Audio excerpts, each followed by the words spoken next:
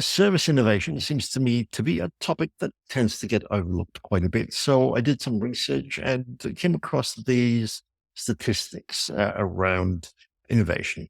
Uh, Companies that prioritize innovation are growing at 16% higher rates than those that do not.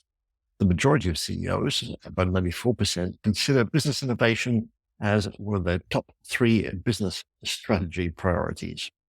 84% of executives agree that innovation is important to their growth strategy, but approximately 90% of startups fail due to a lack of innovation.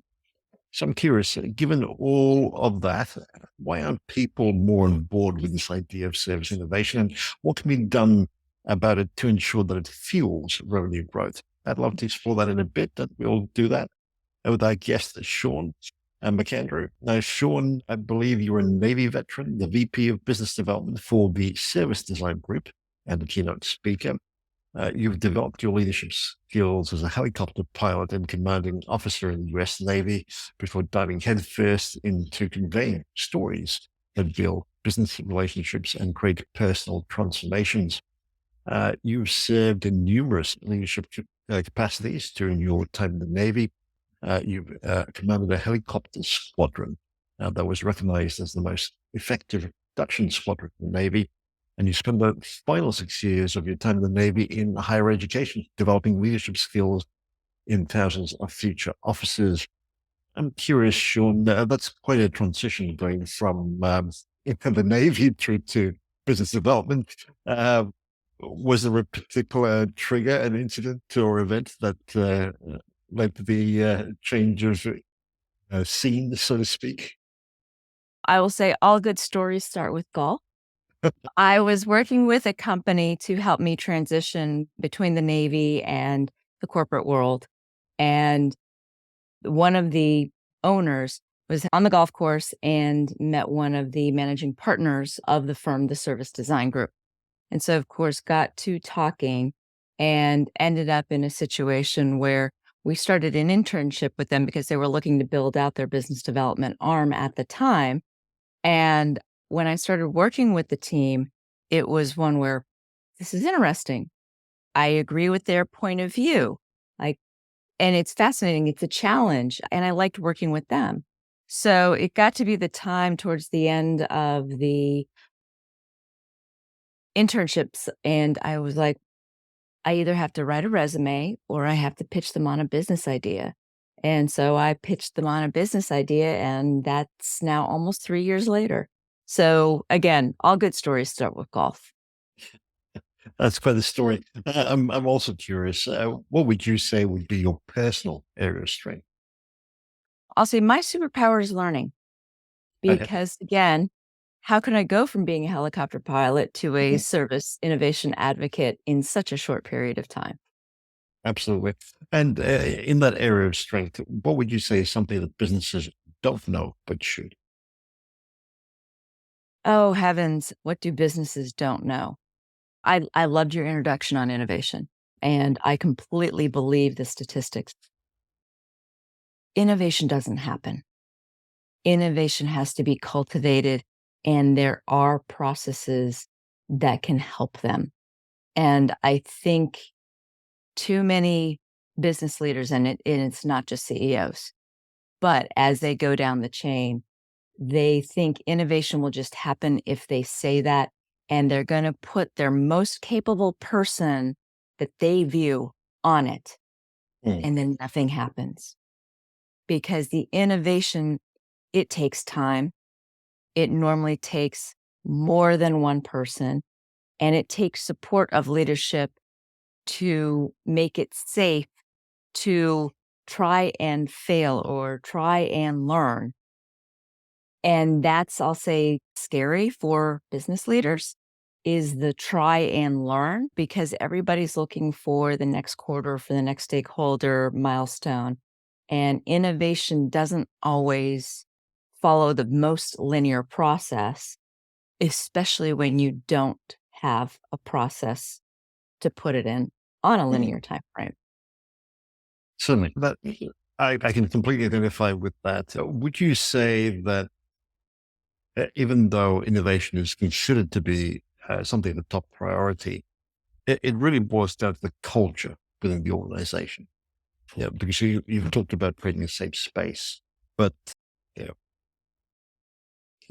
do we need to look at things a little more deeply, right down to the Mhm. culture, where the values that support an innovative ways of thinking and actually putting some of those ideas into practice is more of the norm than not?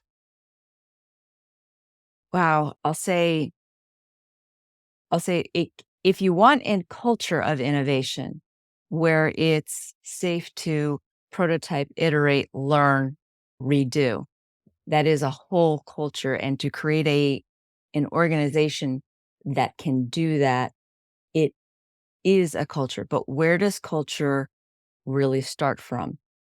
It starts from the leader's investment in the culture. Mhm. Looking at CEOs, if they say they want innovation, what do they model? Because if they don't model the culture that they want, then it will not develop. And it's a little bit of a chicken and egg conversation of which comes first, the CEO vision and walking the values that he or she espouses, or is it the culture that develops? There are places that have great culture because of how it's been developed, even though the CEO doesn't have the vision, but somebody at some point in time put that in. Mm. So so it does culture matter? Absolutely. Because if higher leadership does not support lower leaders doing that process and doing that, culture can't trickle down and become one. Mhm. And with this idea of culture and innovation, obviously those who are closest to the customer wins. So in a lot of companies, and perhaps if you were to do a quick search on the internet in terms of customer research, etc., you probably come across this idea of developing personas, or ICP, as a lot of people refer to it as. From our earlier conversation, you believe that's something of a useless endeavor. Could you elaborate on that and tell us what we should be doing instead? And I love that. Personas are valuable when you are in a business to consumer environment. They are highly valuable. That is what you need to be looking at for the outcomes that you want to create. Makes sense. In a business to business world, a business can't be easily boiled down to a persona because the person that sells it to the person who uses it are different. Let's just take a plant operation, whatever it may be. So, who is that persona you would want to characterize? Is it the plant owner? Is it the plant manager? Is it the plant engineer? Is it the operator of machine A, machine B, machine C? Is it the person who cuts the purchase order? So, which of those personas, and that's a small snapshot in theory, Mhm. how are you going to actually create all those personas and satisfy what you do? People do try, but I believe they struggle. So instead, for a business, what companies should look for is what are the jobs to be done that you do at a better level of expertise than your target customer? So if you look at a job to be done, and let's go back to a plant, let's just look at a biodiesel fuel plant. What is the job to be done that a biofuel plant? They take biomass and they create it into fuel. So the job to be done is to maximize the yield of that fuel. That is something you can build a product solution for versus going after each one of those personas. So when looking at a job to be done, that I think is the way when you're looking at building new innovative ideas and offerings in a business to business setting, work on the jobs to be done to create the outcome, which makes it much easier to put your value proposition forward in front of multiple people. Mhm. So Jobs to be done is certainly something that I would identify with. I'm curious though, how do in shifting the mindsets of perhaps going from a business that uses personas to developing more of a jobs to be done perspective. Um, is there a role for cross-functional teams to help with this mind shift? I don't think there's a role. I think it's a necessity. Mhm. And here's why. Figuring out the jobs to be done, you need you either need the direct voice of the customer to ask them, Right. or the more likely, because nobody wants to see what's going on behind the curtain. So more often than not, you want people from in the organization. You do have different perspectives of the voice of the character internal to your own company. So it could be the sales, the marketing team. They both have different perspectives of the voice of the customer. You have your account managers where they're CSMs or straight account managers. They are going to have a perspective. Customer success or customer service, different perspective. Technical support, integration teams, all of those teams all have different information and different perspectives of voice of the customer. So bringing representatives together to represent those different functions, to represent those different aspects of voice of the customer is actually essential for when you're trying to figure out, okay, what does our target customer's business really need us to do for them in figuring out those jobs to be done?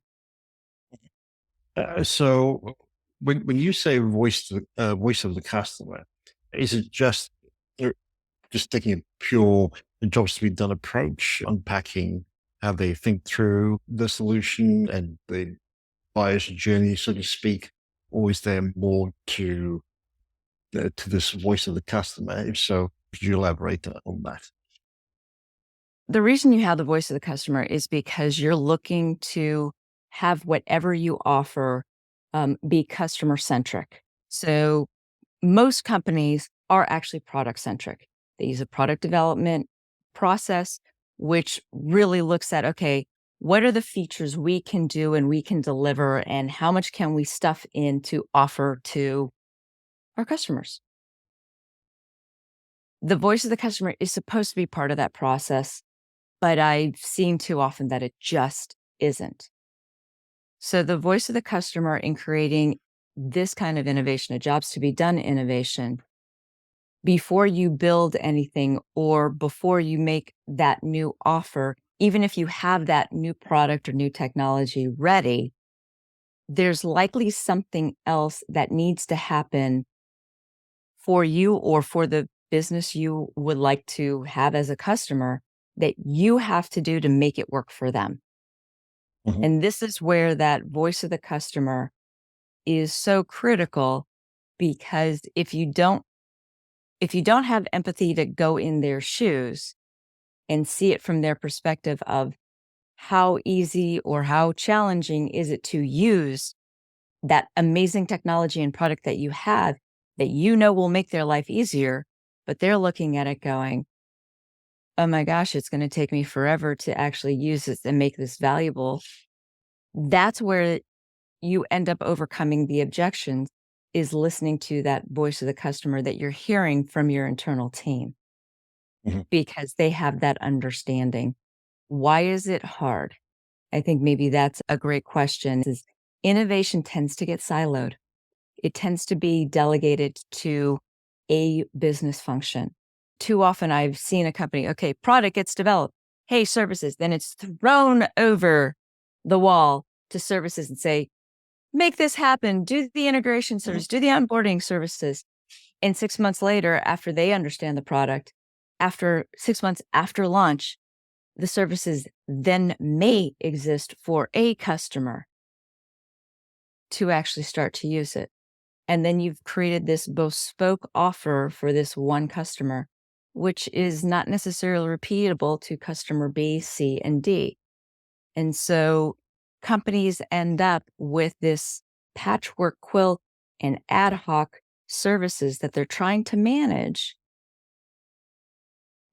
to get the voice of the customer into their product. And so you end up with this bloat of management requirements that's really not repeatable, that ends up cutting into the bottom line because there's been so much effort every single time instead of all of the effort or the majority of the effort up front to deliver something again and again. Mhm. So there's obviously, depending upon the organization, it could be very complex dealing with culture, lines of communication, and perspectives within each department, let alone cross-functional requirements. I'm curious, how do you, how, where do you start with helping companies with this whole area of service and innovation? Is there like an audit that you do, or could you describe the process for us? One, we like to meet companies where they are at. Mhm. Oftentimes, there is someone who sees a need or someone who has been directed to, hey, let's simplify this services portfolio. And so, if they're coming to us from that perspective, yes, we have a repeatable process where we actually take a look at all their capabilities and services and then reimagine something very different that is a much, much smaller offering that can be repeated. They could end up with tiers of a good, better, best in that service offering. The other place we'll meet them is we our go to market isn't working with this new product or with this new product solution offer, and we need help.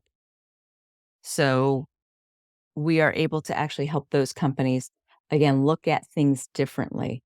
One of the hesitations I see is really is the leadership. The leadership will say they want innovation, but then they delegate the responsibility so far down in the organization to create it that it stifles it.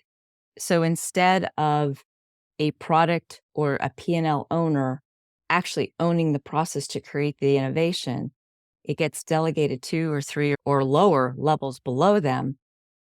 That person does not have the expertise nor the horsepower to bring this cross-functional team that we talked about is so important. They don't have the leverage. Mhm. So what we've seen is realistically, the leadership does not truly believe in the opportunity that service innovation can offer for their company. We can go into guesses as to why, but I do think if people were being honest with themselves, there's a little fear at the fact that they don't know how to do it themselves. So if they delegate it down and it fails, well, it's not their failure.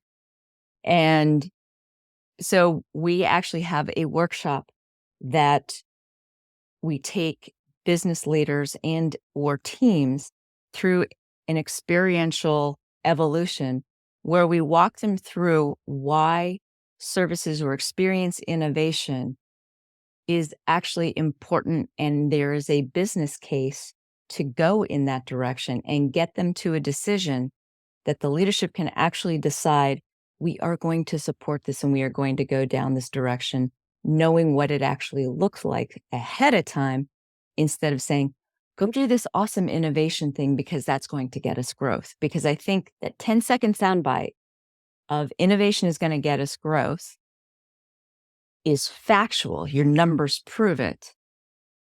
But the reality of doing it is a lot of hard work. And I think people go, innovation, it's an idea. It will just come.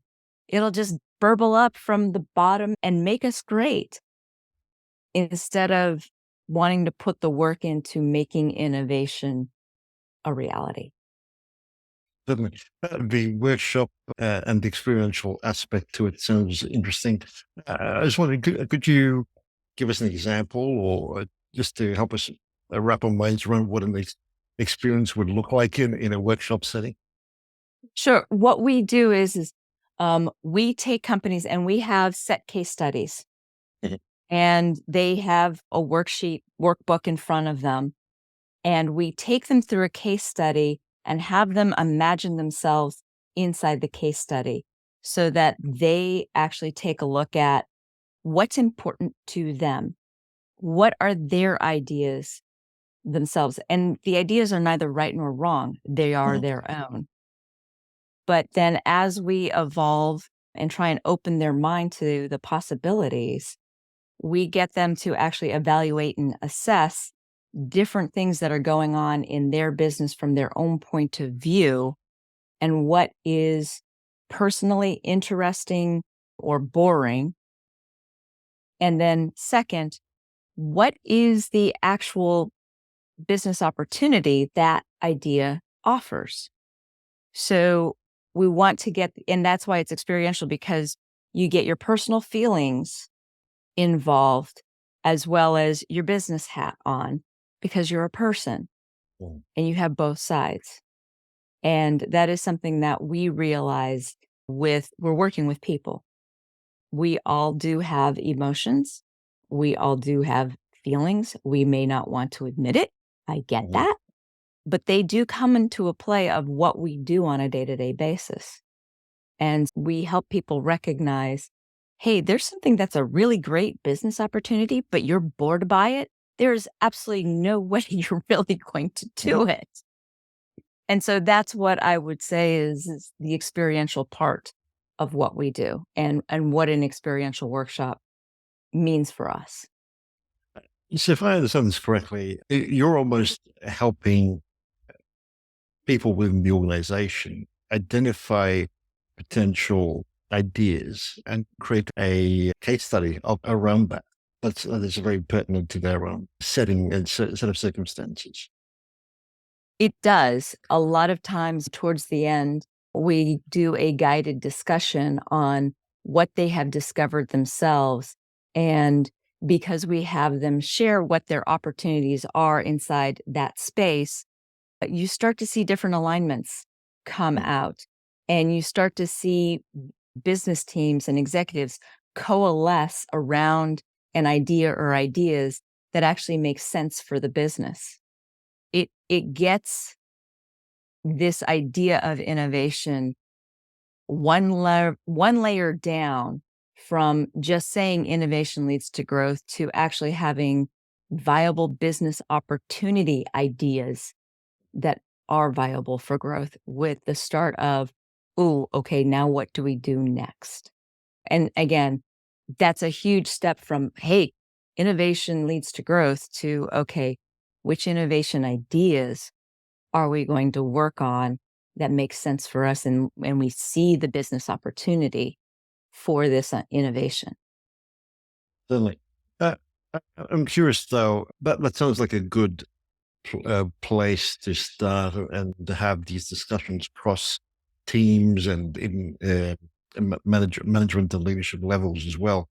But at the end of the day, would you say that there needs to be someone who represents this, the whole idea of innovation at the executive table in order to ensure that it's constantly kept top of mind and given the priority that it deserves?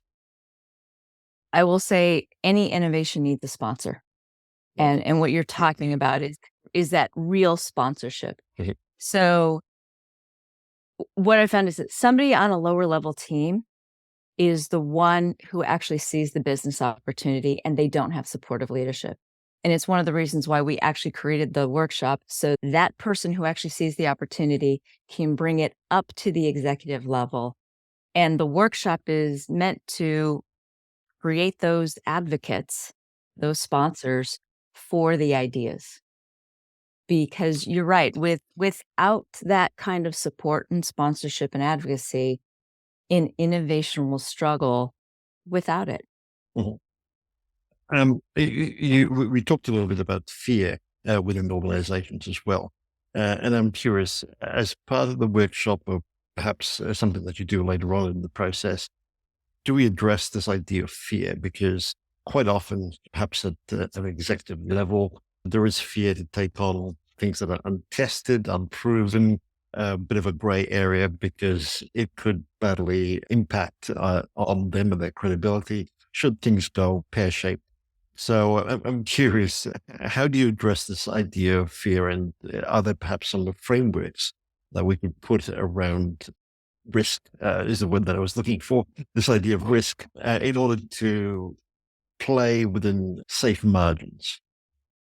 It's one where we don't, it's not an implicit addressing. It's, Mhm. or I should say, it's not explicitly addressed. It's implicitly addressed when we talk about their personal feelings of what they're seeing with the opportunities. It is addressed in that area.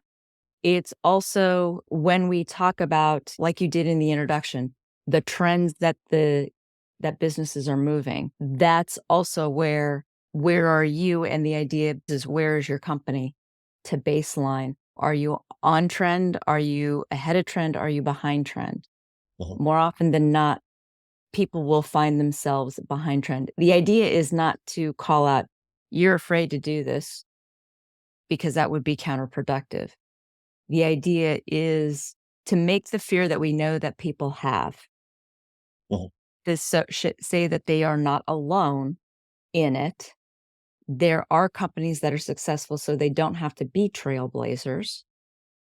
And one of the best, I'll say, cures to fear is giving people belief in the team, in the opportunity, in themselves, and seeing that there is possibility. So we don't directly address fear, but it is something that is implied and implicit and taken into account. Okay, so it's implicit. Do you often find the question being raised about how to mitigate risk? And I will say, how to mitigate risk. I don't know if it is always stated, but one of the things we will say is having a repeatable innovation process mitigates risk. Right. Anything that you can have on repeat, and that is a process driven event, becomes one of the things. Is we are a consultancy. All right. So we have an expertise in service design and service innovation. Many companies do not want to de-risk by using someone else. That is also the challenge, is they believe can do it themselves. So how do you end up getting them to see that there is a need for that, there are certain skills and capabilities they need? Do they have that internally, or where do they need help? And I'll say that the service innovation skill set is not widely known. I've met a handful of people who I actually know can do it and can actually walk the walk and have repeatable processes. There are only one or two organizations that I'm aware of, and there's only a small number of practitioners relative to the large corporate body of every other single business function that exists. There just aren't many, Mhm. but people want to believe they can do it themselves. And I think they get hooked into, we can develop products, we know what the customer wants, we can do it ourselves. And sadly, what I see is 5 years later, the companies are still talking about the same issues that they're having with customer adoption that they did 5 years ago. They haven't moved the needle. Mm. I'm also curious. Obviously, you've built up this level of expertise within your organization. Who or what was a trigger to focus in on this idea of service and innovation and the overall customer experience side of things? It was our founder, Patrick McGowan. Right. He was working for IBM and was also getting his MBA. And he was on one of the first teams for IBM that was creating a SaaS offering. And what he saw with his own team is all of the engineers were looking at the UX, the user interface, and making it cool and neat. Mm. And he's sitting there having to make the business case work Nobody else is doing this. Nobody else is innovating. And so he created the majority of the models that we use today as tools to have a repeatable process in service design to help companies innovate their services and be able to get more money from them. Mhm. Talked about jobs to be done. Uh, and I wonder if there is perhaps a customer story that's being developed as a result of perhaps the jobs to be done type interviews. And if so, does it have a significant role in shaping the strategy in that these narratives are easier to understand and comprehend and perhaps paint more of a picture? I will say we have one of our models we call the big picture because it has to give a bird's eye view, and it's a graphical representation of a business model of a new offer. And we have a workshop. I think it takes us through either 8 or 9 steps. And during that process, we actually uncover the jobs to be done from this cross-functional team. And we lay out basically the value proposition, the identity, how will it be delivered, and that gets coalesced and gather the information from the workshop. So we gather it all, we take it with us, and from our expertise and experience in designing and knowing what has and hasn't worked as offers, we will put together between 3 to 5 different offerings that would be different models that have a graphical layout. And so you're seeing a picture of the identity, the value prop, what happens on the delivery, what is a guess at the pricing model, whether it's recurring revenue, a service life agreement, where are near market competitors, what Mhm. are the next tasks. So it's a twofold picture. The first part is it can go up to the executive level and they can see what the opportunity actually is and actually compare them between the different options. Hmm. And so they can make a business decision before they start to invest. And this is where you were talking about de-risking.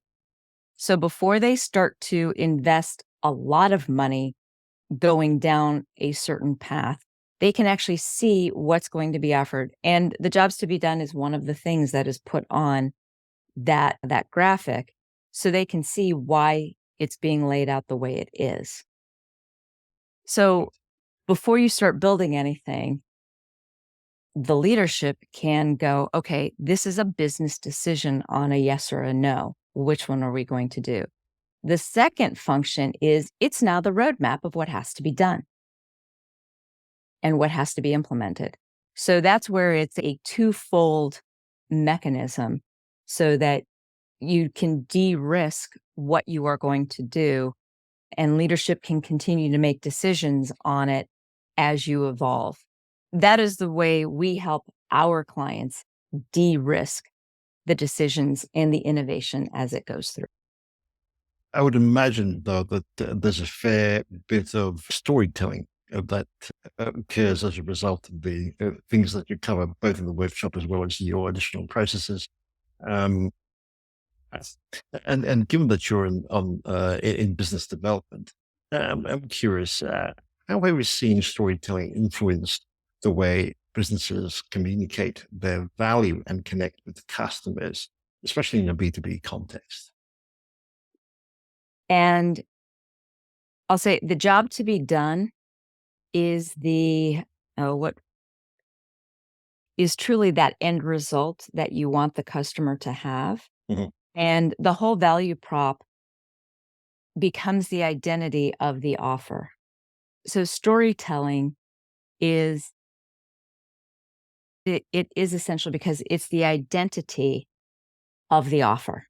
Mhm. The story that it tells of how you are going to be helped by what we have and how we're going to make it easier for you to get to your own business outcomes by using this is part and parcel to the offer's identity and the story and the value proposition.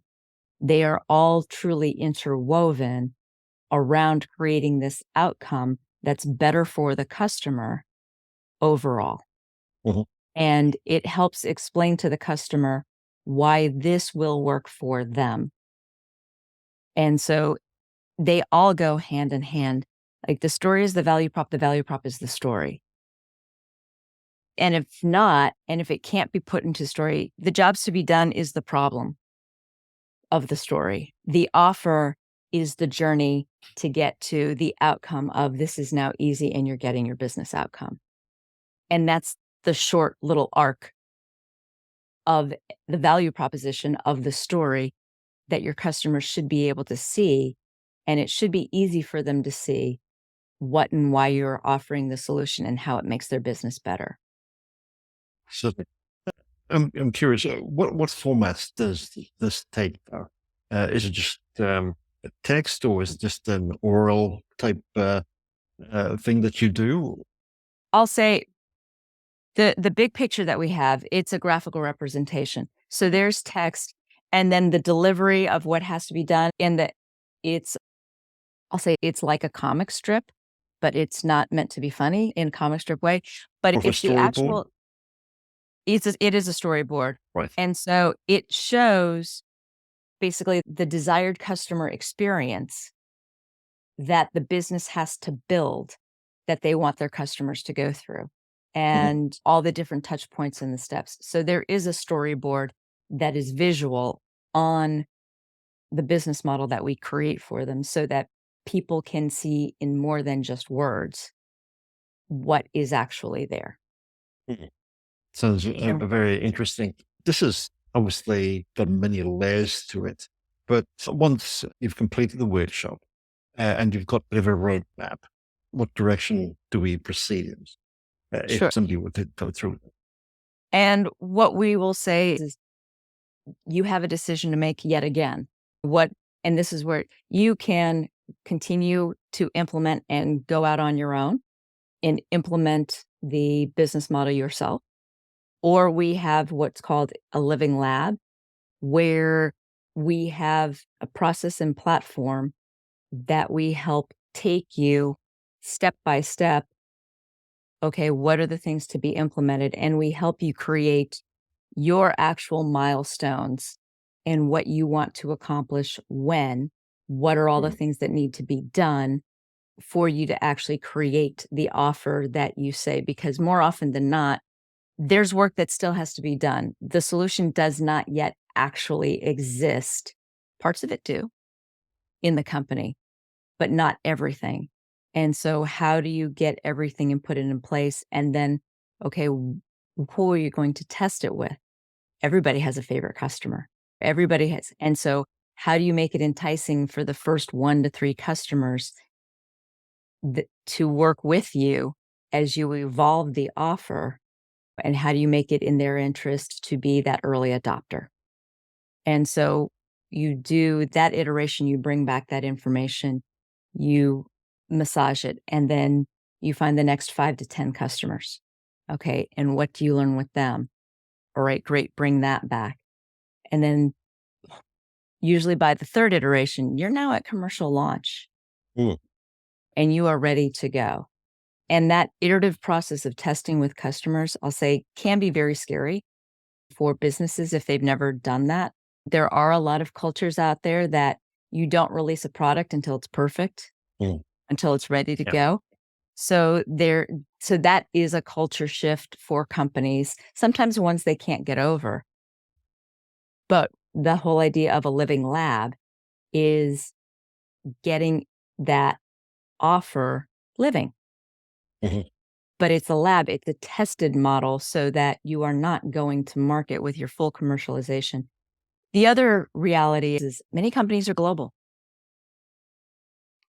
We are talking across the globe right now. Mhm.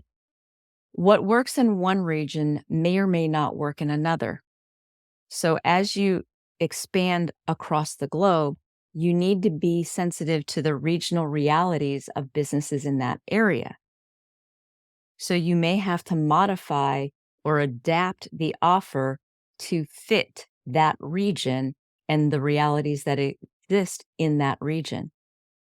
It's neither good nor bad. It is a fact Mm. that Different regions operate differently. And so thinking an offer will just be accepted as is from one region in another is something to be wary of. It may be. I'm not Mhm. saying I'm not saying it won't, but you have to listen to people from the businesses of those regions and test it. I recommend testing in each region before going to full deployment. I think you'll find much more success there. People will just, again, recognizing there are also regional cultural differences, and I'm not taking business culture, social culture that need to be put into the offer as well. Mhm. Certainly. Uh, as you were talking, I couldn't help but think that in developing your minimum viable service or product, simplicity is the key. Simplicity in that it is intuitive, requires little by way of explanation or instruction. Is that still a challenge for many organizations and development teams, simply because they can get carried away with the excitement surrounding the idea? And if so, how do we help people do a bit of a stock take, so to speak, wherein they're able to look at what's happening and pare it down to its most essential? One of the things that we talk about is we talk about prototypes instead of Mhm. MVPs because MVP has very specific connotations and expectations, as you just described. So we work with prototypes. We get people over a lot of, I'll say, that angst and that desire to go, okay, from the piece of paper that we have of the big picture, what are all the things we need to do to have a prototype to go test?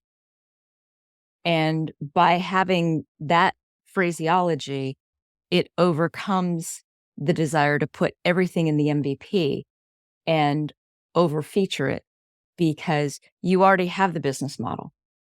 You already see what's supposed to be there. Okay, how do we get the most of the pieces in there and are they working together? Do we have this in the right order and the testing? So I don't want to say the prototype is an MVP or an MVP is a prototype. I actually want to detach that they're looked at two different things. An MVP is probably more applicable for a strictly product offering, Right. and a prototype is a much better construct for a service or solution. Mhm. And that makes a lot of sense. Uh, I'm sure we've just scratched the tip of the iceberg, so to speak, in what we've covered so far. But I'm curious, are there perhaps a couple of areas in this space of service innovation that you feel doesn't get much airtime? If so, what would they be? I'll say the concept of ideation, Mhm. just the idea of bringing ideas forward, that doesn't get talked about much. Innovation gets talked about a lot. We've talked about it the entire time. Mhm. But the concept of creating ideas for just creating ideas and seeing the art of the possible. Some of the craziest ideas have led to major innovation and major discovery. So that is something I'll say gets very little airtime is the concept of directed or guided ideation to just think of things differently and let yourself think of things that are just completely off the wall and but also do it in a team environment and share them because innovation is not a single person. It really is a team sport. Yes, somebody's a leader, somebody's going to get credit, but the reality is one person has an idea which triggers another idea from another person, which triggers another idea. And it's really the building blocks and the ideas become the foundation of something that is truly innovative. But you have to have people thinking differently and it being okay to, and then sharing it that you can start to come up with some really creative innovations. Mm. And I take it those exercises that you do as part of the group to help with that. Terrific. To wrap things up, Shaun, if you were listening to this episode, what would you say would be your top takeaway? I would say make sure if when you see the service opportunity, make sure you have a sponsor. Hmm. Do not do this alone. Make sure that your leadership actually wants to see this happen and they're not just saying it. If they're not putting resources and you're not talking to them regularly about the process and the progress, and I'm not talking just once a quarter, but something more frequently, once or twice a month, and it's actually resourced to move forward, then I would be questioning how committed they are to what they are saying, sadly. Mhm. Makes a lot of sense. Shaun, this has been terrific. If listeners are curious, want to find out more or connect with you, where would you recommend they head to? First would be you can always go to our website, and it is theservicedesigngroup.com. No periods in between any of the words besides the .com. Or you can email me directly at Shaun, SHAUN, at theservicedesigngroup.com. No worries. We'll include links to that in the show notes. Shaun, thank you so much for sharing. It's been brilliant. Vinay, thank you so much. I really appreciate your time. Have enjoyed our conversation so much. No worries.